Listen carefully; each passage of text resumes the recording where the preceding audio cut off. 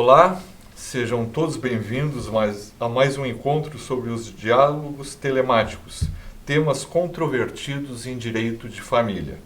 Essa é uma parceria do Centro de Estudos do Tribunal de Justiça do Estado do Rio Grande do Sul, em conjunto com o CEJUD, o Centro de Formação e Desenvolvimento de Pessoas do Poder Judiciário do Rio Grande do Sul. Hoje, o nosso desafio nesse debate é passar a vocês algumas informações sobre temas que as pessoas acham que conhecem, mas dentro do próprio Poder Judiciário, poucas pessoas têm acesso às informações e conhecem esse assunto. Adoção, acolhimento familiar, acolhimento institucional, como se comportam cada um desses institutos, as ferramentas que o Poder Judiciário tem ao seu dispor para fazer toda essa política pública que envolve não uma, duas, mas milhares de pessoas em todo o Brasil. Hoje eu tenho a companhia aqui da doutora Gabriela Milani Leal, graduada em Serviço Social pela PUC do Rio Grande do Sul, especialista em Intervenção Social com Famílias pela PUC do Rio Grande do Sul e mestranda também pela PUC. Ela é assistente social do Tribunal de Justiça, atua junto à Coordenadoria da Infância e da Juventude do Rio Grande do Sul em cursos de capacitação na área da infância. Seja bem-vinda, Graziela. Tudo bom? Obrigada. Então eu te peço assim, nos informa, Gabriela, qual é a tua atividade na Corregedoria e também no CNJ, nesse trabalho que tu desenvolves junto ao Cadastro Nacional de Adoção e Acolhimento. Então, olá a todos e todas. Primeiramente, agradeço ao desembargador Daltoé pelo convite, o Centro de Estudos, ao CEJUD. Então, eu sou Graziela, assistente social aqui do nosso Tribunal de Justiça do Rio Grande do Sul e atuo desde 2020 também no Comitê Gestor do Sistema Nacional de Adoção e Acolhimento, que é o sistema que gerencia todos os dados relativos à adoção e acolhimento no Brasil, que é um sistema do CNJ, o nosso Conselho Nacional de Justiça. Esse grupo, esse comitê, ele faz ali então o gerenciamento do sistema, tanto em relação a possíveis melhorias, correções, qualificações, que sempre vai ser um processo contínuo, a gente vai sempre estar atrás da tecnologia para nos ajudar a melhorar essa busca. E aqui, na Coordenadoria da Infância do Rio Grande do Sul, também atuo assessorando os servidores, os magistrados, enfim, a comunidade em geral, nos temas de adoção e acolhimento. Nesse debate, eu gostaria de fazer uma breve informação histórica de como foi a migração do antigo Código de Menores para o Estatuto da Criança e do Adolescente. Como isso foi introduzido dentro do estudo jurídico para que as pessoas tenham essa informação, que a bem da verdade nós tivemos uma evolução enorme desde então, né? Eu não me apresentei, mas estou me apresentando agora, sou desembargador da 8ª Câmara Civil do Tribunal de Justiça, que tem por competência família, infância e juventude e registro civil de pessoas naturais. E eu sou juiz desde 1988. Quando eu entrei na magistratura em 1988, eu já peguei causas da infância. E naquela época, assim como todos os colegas que entraram até então, a nossa formação dentro das faculdades na área da infância era praticamente nenhuma. Nós não tínhamos uma aula durante todo o curso universitário sobre direito da infância. Também nos concursos de juiz, nenhuma pergunta era realizada. Ninguém buscava esse conhecimento na pessoa que estava prestando o concurso. Mas, ao assumir, ela já era obrigada a decidir a respeito. Então, nós tivemos uma migração. O que era o Código de Menores? O Código de Menores, sucintamente, ele tratava de duas situações. No caso dos adolescentes infratores, era um problema de polícia. No caso das crianças em vulnerabilidade social, era um problema social. A criança não era vista como um sujeito de direitos. Ela não tinha direito. Era o pai e a mãe que eram observados e a criança era tratada como um objeto daquele pai e da mãe. Se o pai e a mãe não cuidavam direito, eles iam buscar outra solução. A criança, enquanto sujeito, não existia até então. O que começou a mudar? Isso aí começou a mudar com a Constituição de 88. mas principalmente com a Convenção dos Direitos da Criança de 1989. Porque, embora ela seja de 1989, essa convenção internacional, que é o documento de direitos humanos assinado pelo maior número de países no mundo, apenas os Estados Unidos não assinaram a Convenção dos Direitos da Criança, ela foi discutida em termos de mundo por mais de 10 anos. E foi ela que deu toda a fundamentação para a Constituição de 88, embora ainda não tivesse sido promulgada no Brasil. O artigo 227 da Constituição, que trata da proteção integral, da prioridade absoluta, está na Convenção. E depois do Estatuto, em 1990, também fez essa adaptação de todo o nosso ordenamento. Então, aquilo que a criança e o adolescente não eram sujeitos de direito, eles eram objeto de direito do pai e da mãe, ou então da preocupação do Estado, quando o adolescente criasse problemas, ela passou a ter direitos próprios. Essa é a grande mudança. E eu sempre cito um exemplo para mostrar como era tratado. Eu, quando era juiz da infância aqui no Rio Grande do Sul, aqui em Porto Alegre, uma vez uma pessoa adulta me procurou para fazer uma busca às origens. Ela tinha sido adotada. E eu pedi o arquivo, na época nada era digital, pedi o arquivo para o arquivo judicial, levou uns 6 meses e veio um processo um pouquinho mais grosso que isso aqui.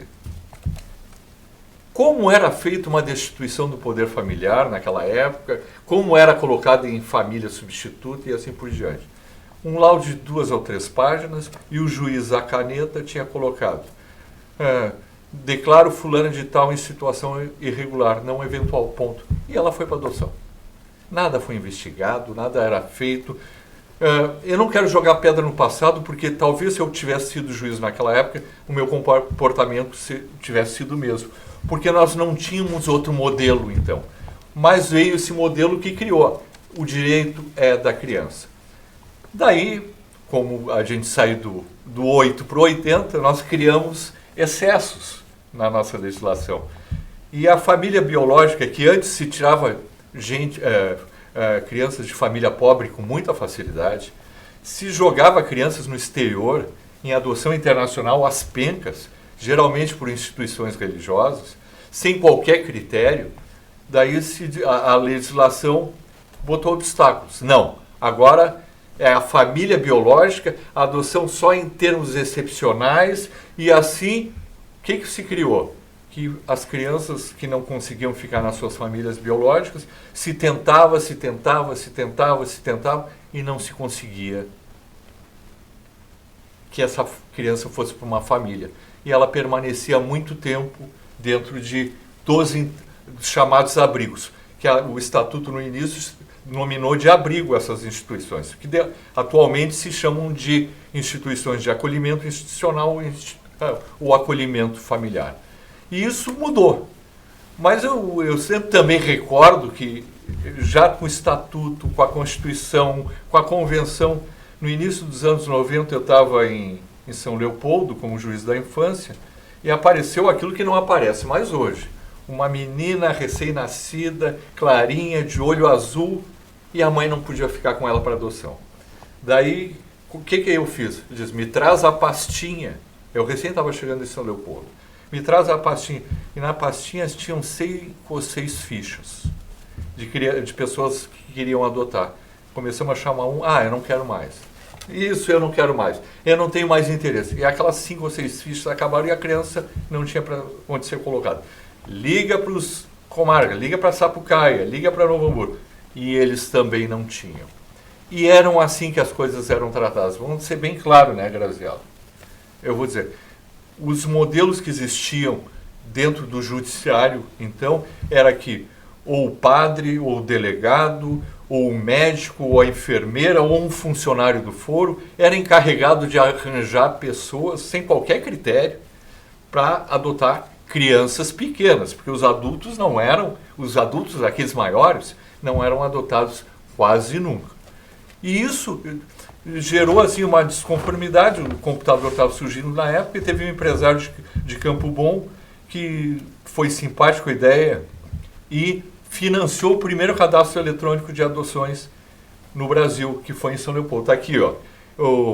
Isso aqui de 1992. Nós fizemos o primeiro cadastro e isso começou a modificar no Rio Grande do Sul. Depois outros estados vieram e também criaram seus cadastros. Até que em 2008 o CNJ diz assim, não dá para cada estado ter o seu cadastro, porque cada um tem um modelo, cada um tem uma tecnologia. Então o CNJ criou o cadastro e unificou isso em todo o Brasil. E isso foi uma grande revolução. Eu vou mostrar depois números para vocês. Isso foi uma grande revolução. Aquilo que era feito de forma empírica, nada republicana, que tinha que ter um padrinho para conseguir adotar, com a melhor das boas intenções que fosse, deixou de existir. Ou pelo menos na maior parte dos casos. Então, essa foi uma grande modificação. O Sistema Nacional de Adoção e Acolhimento, que está sendo trabalhado ainda hoje, cada dia mais melhorado, nós podemos assim por dizer. Graziela, como é que isso aí dentro do CNJ, isso aí está sendo trabalhado em termos de Brasil, para que cada vez mais, não só aquele pequeno, que o pequeno é fácil de colocar, mas aquele que tem depois de 6, 7, 8 anos, que tem um grupo de irmãos, que não tem uma boa saúde, também consiga ter uma família? Então, realmente, desembargador, é legal de ver toda essa trajetória, porque a gente consegue entender bem como que a gente chega hoje, né? Então, desde 2008, a gente tinha o Cadastro Nacional de Adoção e o Cadastro Nacional de Crianças e Adolescentes Acolhidos, que em 2019 eles foram unificados em um só sistema, que é o Sistema Nacional de Adoção e Acolhimento, que a gente tem em vigor hoje em todas as unidades federativas do Brasil. Então, as 27 unidades federativas têm o dever de utilizar o Sistema Nacional de Adoção e Acolhimento, que é o SNA, e nele a gente vai alimentar todos os dados relativos a acolhimento e à adoção. Então, quando uma criança é acolhida, seja na comarca em que for, em todo o território nacional, obrigatoriamente o juízo precisa expedir uma guia de acolhimento e essa guia só é expedida por meio do SNA.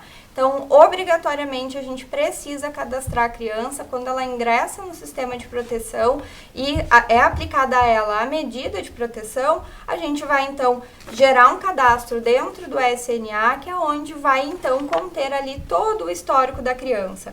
E uma das grandes revoluções, desembargador, que o SNA nos traz é justamente o fato dele trabalhar com a guarda de todo o histórico das informações da criança e do adolescente. Então, se uma criança hoje está acolhida aqui no Rio Grande do Sul, ela por algum motivo evade do serviço de acolhimento, sobe ali, pega uma carona, sobe num baú de um caminhão, enfim, vai parar lá no Amazonas.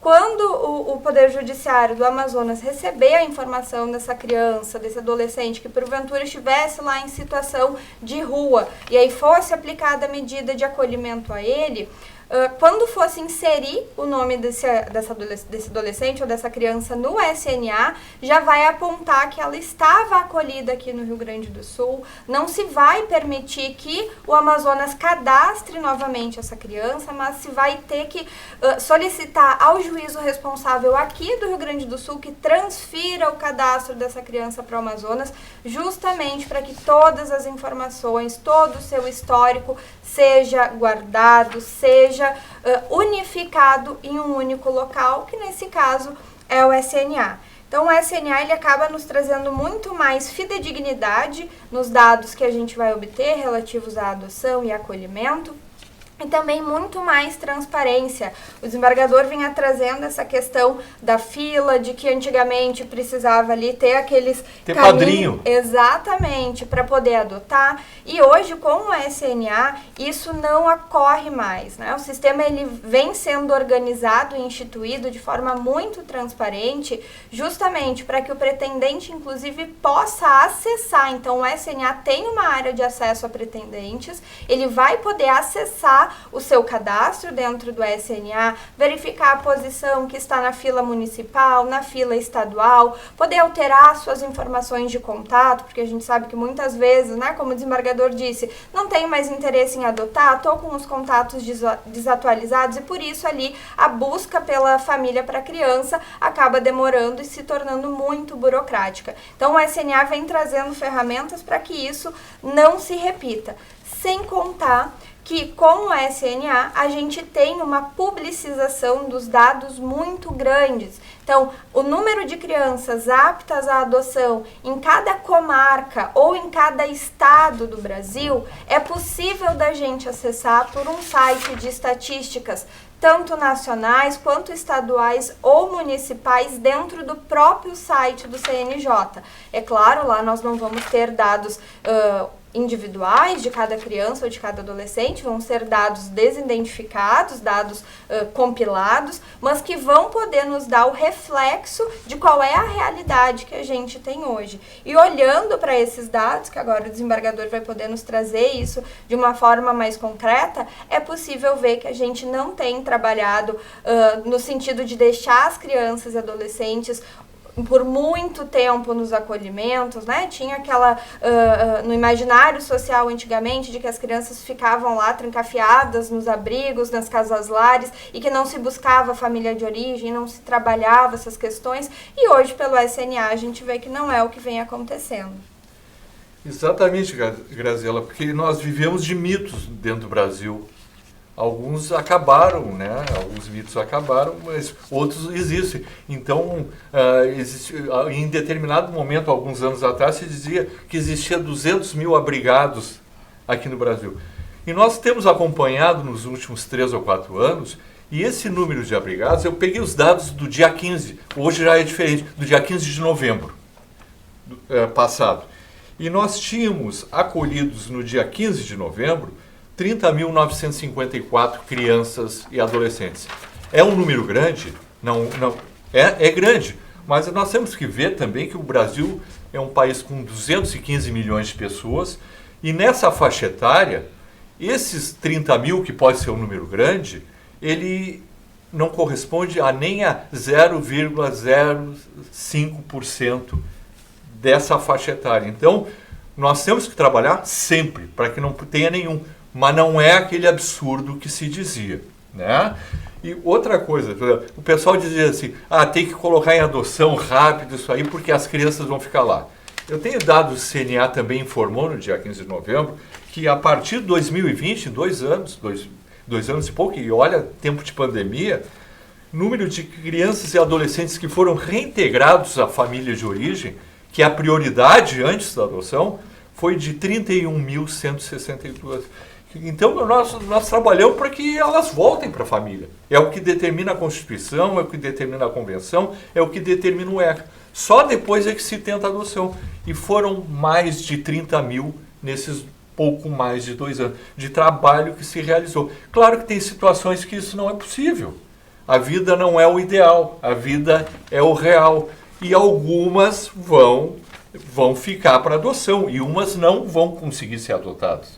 Mas quem sabe vão ter um apadrinhamento, alguma coisa que a gente está trabalhando. E o número de crianças nesse dia 15 de novembro era de aptas à adoção era de 4.274, porque nós tínhamos assim, né? Esse número vem se mantendo estável e nós temos conseguido muitas adoções fora daquele perfil que era do Código de Menores. Hoje já se consegue adoção de crianças de grupos de irmãos até com 15, 16, adolescentes no caso, com 15, 16 anos de idade. Qual é a razão?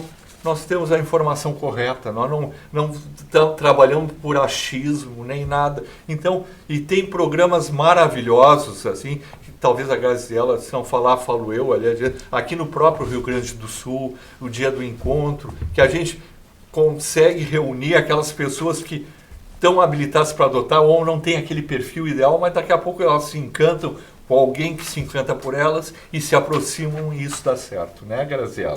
Exatamente, desembargador. Então, é bem importante esse dado, né, de que as crianças e adolescentes, quando necessária a aplicação da medida de proteção, desde o primeiro momento em que elas ingressam no serviço de acolhimento, já é iniciado o trabalho para acionar a rede de políticas públicas, para tentar dar o suporte para essa família, para que ela possa, então, se reorganizar para poder voltar a exercer a responsabilidade pelos seus filhos, pelas suas crianças, pelos seus adolescentes. E aí o que a gente vem vendo é esse número grande de reintegração a famílias de origem.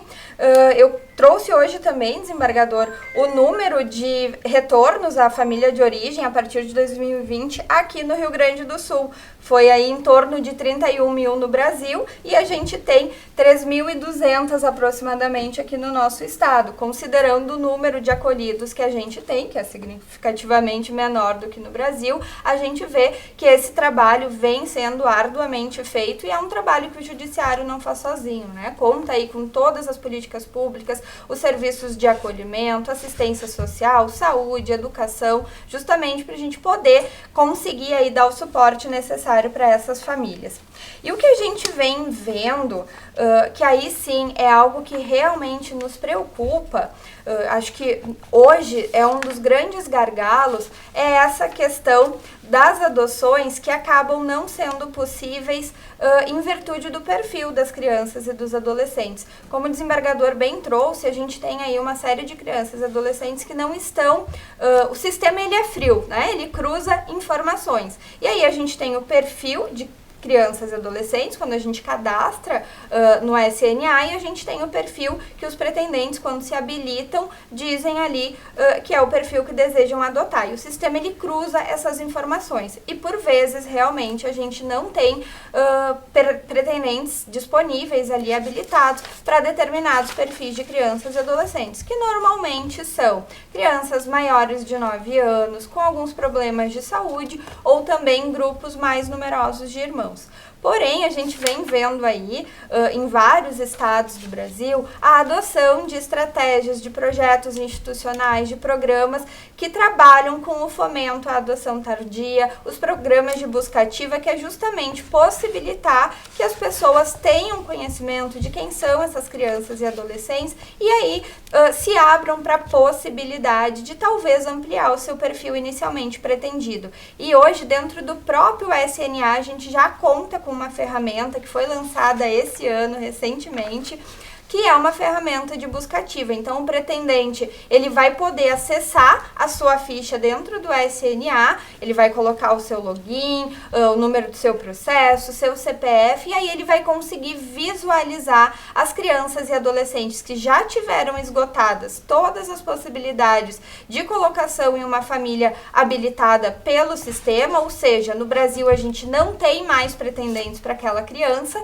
Então, quando a gente tem aí esse requisito atendido e tem a devida autorização judicial com o consentimento dessa criança ou desse adolescente para a inclusão na busca ativa, aí então esse pretendente vai poder visualizar fotos, vídeos, informações básicas sobre essas crianças e esses adolescentes e manifestar interesse para uma possível adoção. Então, hoje essa é uma possibilidade que o próprio sistema nos dá e vem aí demonstrando frutos muito positivos. A gente tem aí inúmeras crianças e adolescentes que não tinham possibilidades pelo sistema e com a busca ativa a gente conseguiu ampliar isso.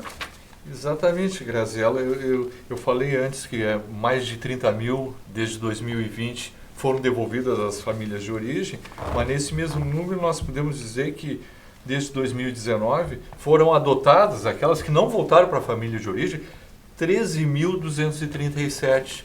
Então, foram 40 e tantas mil pessoas que nós conseguimos dar uma definição na vida, né? Não é pouca gente, é gente que está vivendo em família, seja na família de origem e na família. Então, essa história de dizer que a gente coloca lá dentro e não cuida, isso aí é coisa do passado. Hoje, inclusive, o CNJ é muito rigoroso na questão das audiências que são trimestrais para reavaliação da situação de cada criança e adolescente que recebe a medida de proteção de acolhimento. E eu digo para vocês assim, ó, o problema maior é a questão do perfil mesmo, né? Desses 13.237 que eu falei, até 2 anos estavam em processo de adoção 1.427. Quando chega nos 16 anos, já é 66 só. Então, quanto maior a idade, inclusive problema de cor também tem, né? Os negros são menos adotados que os brancos ainda. Então, nós temos que perder esse preconceito, mas estamos trabalhando para isso. Né? Não sei, tu queria encerrar e depois eu encerro, Graziela. Tranquilo. Desembargador, acho que encerrar só com um desafio, que é algo que a gente tem visto, que é a necessidade do Poder Judiciário se aproximar da comunidade e trabalhar em prol da cultura da adoção legal. A gente não pode esquecer que a gente ainda tem muito adoção à brasileira. Hoje o SNA ele controla também as adoções intuito persona, que são aquelas hipóteses excepcionais previstas no ECA, mas o que a gente tem visto também é que além daquelas hipóteses de adoção por guardiões, unilateral ou por parentes, a outra hipótese excepcional, que acaba sendo ali a regularização de uma situação que já vem ocorrendo na prática há muito tempo, também não tem sido pouca. E aí essa é uma realidade em todo o Brasil, e aí fica o desafio de trabalhar a cultura de adoção legal. Rapidamente, desembargador, eu trago só o número dessas adoções intuito persona e a diferença delas pelo cadastro. Esse ano, a gente tem aí já mais de 3.300 adoções pelo cadastro, que são essas adoções pelo SNA. Aqui no Rio Grande do Sul. No Brasil. No Brasil. Só que no mesmo ano de 2022, a gente já tem 2.660 adoções intuito persona. Então, assim, a gente precisa refletir sobre isso, porque realmente a gente precisa conversar sobre entrega responsável, disseminar aí para a comunidade que entregar o seu filho à adoção não é um crime é abandonar ou entregar diretamente para terceiros. Então, acho que esse aí fica o nosso grande desafio, é um dos grandes trabalhos que o CNJ, a nossa corregedoria, que também é a Coordenadoria da Infância, tem feito. Eu termino dizendo aquilo que a Graziela falou: adoção intuito persona é um atraso. Nós estamos voltando ao Código de Menores. É ter padrinho, é não ser republicano. Se a pessoa quer ajudar alguém, ajudar uma criança, primeiro, vão ajudar aquela família a receber de volta.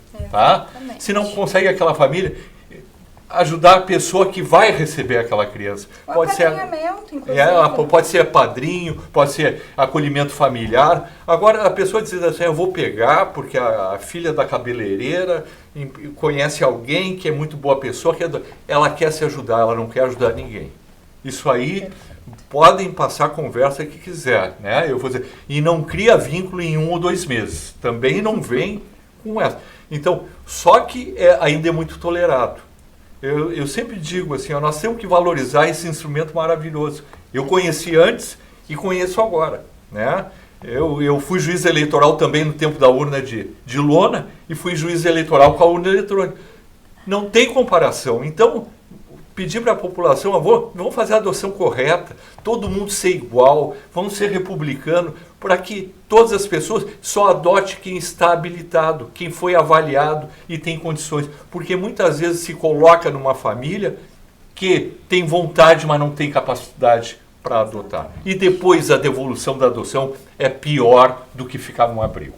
Né? É a frustração, a segunda frustração. Então fica esse nosso recado para todos que estão nos ouvindo, assim, de que o Sistema Nacional de Adoção tem muito a melhorar, mas melhorou muito nos últimos anos. É um trabalho que merece aplauso.